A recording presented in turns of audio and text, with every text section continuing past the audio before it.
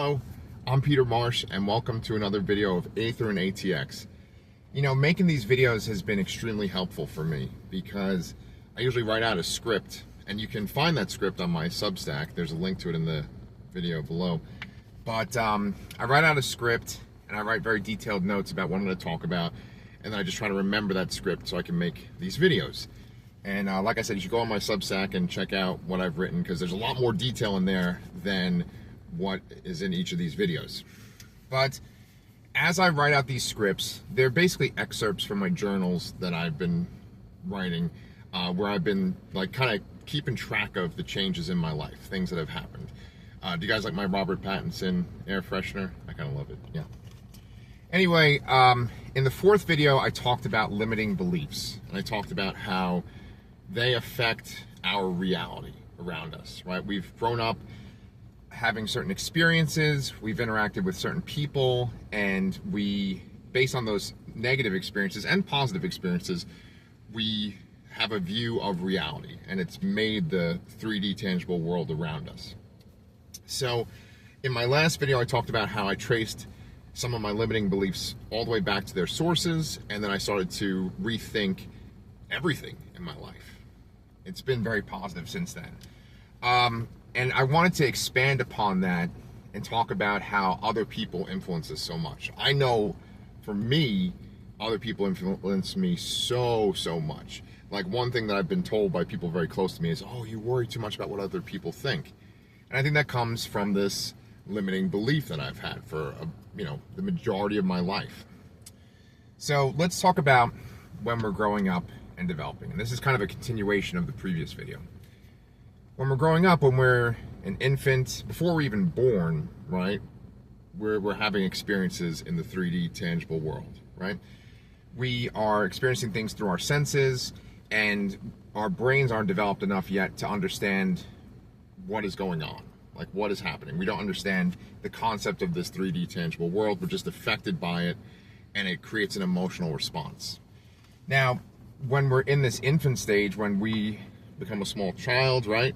As we're just growing and developing, we need others to help guide us, to help raise us, the people that have lived in this 3D tangible world. And so one key thing that I realized, I think it was probably this morning, but maybe I started thinking about it last night, is that every single person that we interact with, they each have their own individual reality that they live within, their own little bubble, right? And there are manifesting teachers, like the main one that people reference all the time, Neville Goddard.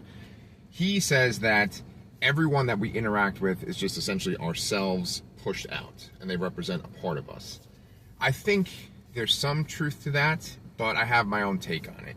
I think that every single person on this planet, the billions of us that exist on this planet, we all have our own individual consciousness. It's not like there's just me and everyone else is an NPC, right? I don't believe that. I believe that everyone has their own consciousness, everyone has their own reality. And what happens is our realities sort of interact with each other, and the people that kind of affect us in a negative way and make us feel badly about ourselves, our realities don't line up. But then the people that we have like really strong connections with, like, our really good friends, family members, it could be like someone that you might consider a soulmate. That's where basically your realities overlap, where like what they believe and what you believe work together in harmony, right? Well, when you are developing as a child, you don't really have a choice as to who you're going to interact with. You're born into your family, then you have your friends at school, you interact with people that live near you. You don't have a choice until you get older, and then you're able to decide, okay, well, this is where I'm going to work, this is where I'm going to go to college, this is where I'm going to live, right? But you don't have that freedom to begin with. And so every person that you interact with in your life, especially when you're developing, they have their own need for you. You serve a role for them. They need you to be a certain way so they can feel good about their own reality. And so I don't know about you, but I can connect the limiting beliefs that I have to like specific people. I'm like, okay, this person regularly made me feel like this person regularly made me feel like that. And you know what? I still interact with some people like that to this day. And I try to not interact with them. I try to separate myself from them.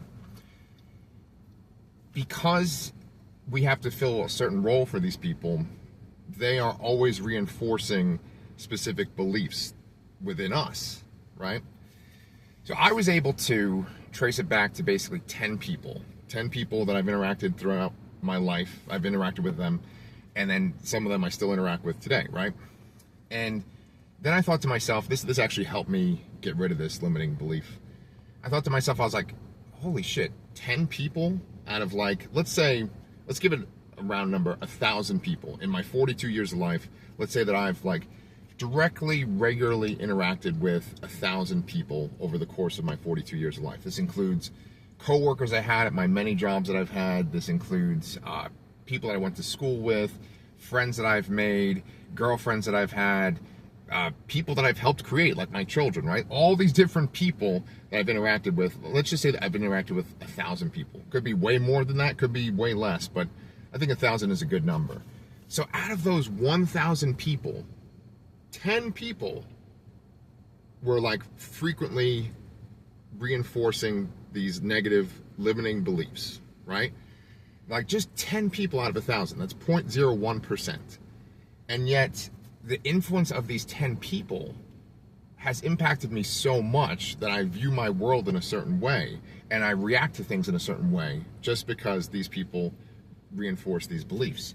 And once I thought that, I was like, why the hell am I giving power to these 10 people? And I looked at these 10 people and I was like, you know what? Each of these 10 people have some pretty negative qualities. Something must have happened to them while they were developing. They might be good people for the most part, but there has been things that's happened to them that has kind of changed them in life, that have affected them, and it makes them have this certain kind of view of the world. And so for me to fill a specific role for them, they have to fit me into this specific box. So I want to just talk about one friend that's an example of one of these 10 people.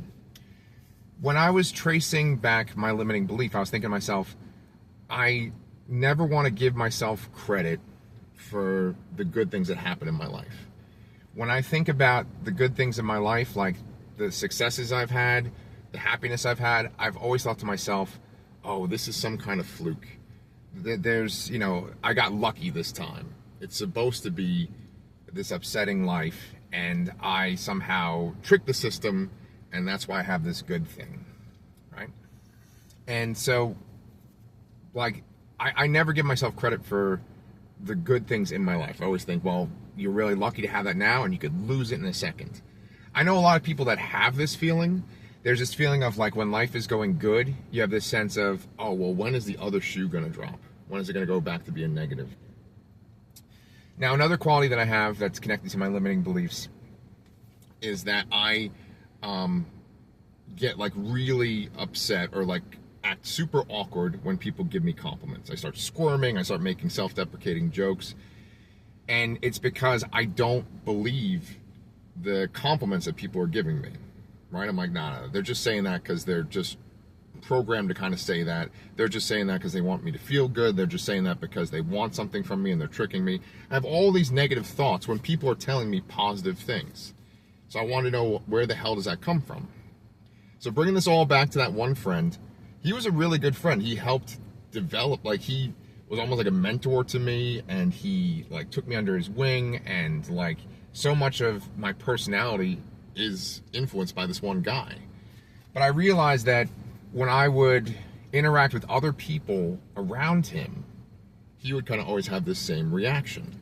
If someone gave me a compliment and I was around him, he'd kind of pull me aside and be like, oh yeah, well, they're just saying that because they want this from you, right? Or if I did something good, he'd make some kind of joke about how I was lucky to have that happen, or that's not what normally happens. And this is a person I hung out with pretty much on a daily basis. And so just over and over and over again, you have a person that's reinforcing this negative belief. And there's a couple other people that were like that, not necessarily in that specific fashion, but had these active presences in my life that were kind of just reinforcing, oh, you feel good about yourself? Well, you shouldn't, because you don't deserve it. And here I am now at 42. So, the last part, where do we go moving forward? I have to admit that even last night, when I had this realization, there's that kind of that feeling within me where I still kind of expect these negative things to happen. I still kind of think, well, that's the way reality is. This is what tomorrow's going to be like, right? And it's like this tangible thing that I can't necessarily shake.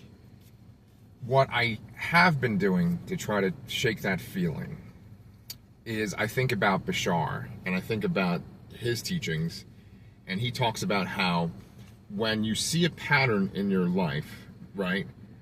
Like, okay, hold on. Let me pull that back a little bit. We have habits, but we only have habits until we realize that we have them.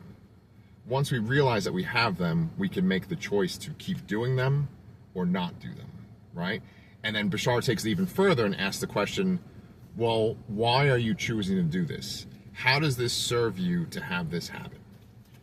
Now, one other thing about Bashar and some of the other people that, you know, teach in a similar way to him, they talk about the idea that when you manifest, you won't necessarily see, like, immediately the results of what you're trying to manifest. Like, it might take a little while for it to manifest in your real world. And a lot of them say, well, you know, the stronger your belief, the quicker it'll happen, right? So I think what happens to me, and this might happen to you with your manifesting, is I will get so empowered within my mind. I'll feel so good about myself, and I'll like think of things in a positive way, and I'll be like, yes, this is the way I want to think. This is the life I want to have. Then I wake up in the morning, I got to go to work, I got to take care of things, and reality is the same way it was when I went to bed. And I'm like, come on, I'm ready to wake up in this awesome reality that matches my inner state. And I think that you make the choice. You make the choice to look at your reality around you and be like, oh, well, that didn't work because this is the same. You make that choice instead of telling yourself, okay, you know what? I'm going to still hold on to these beliefs.